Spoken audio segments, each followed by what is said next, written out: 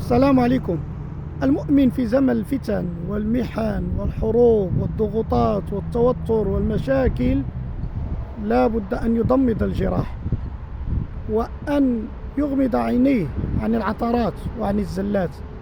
هذا التوقيت بالذات ديال رفع المعنويات، ديال تضميد الجراح، التفكير في اللمة، في وحدة الصف، أعن، ساعد، ادعو، قم الليل، وجه سهام الليل لله سبحانه وتعالى بالنصر، بالتأييد، بالمعونة، بالمقالة، بكل ما تملك. خليونا من التفريق، خليونا من تشتيت الصف، خليونا من الانتقادات. كفانا انتقادات، الجسم مريض وكفى به مرضا. ندعو الله سبحانه وتعالى أن يجمع شملنا. هذا زمن ديال رفع المعنويات، ديال تعزيز المعنويات. اللهم انصرنا.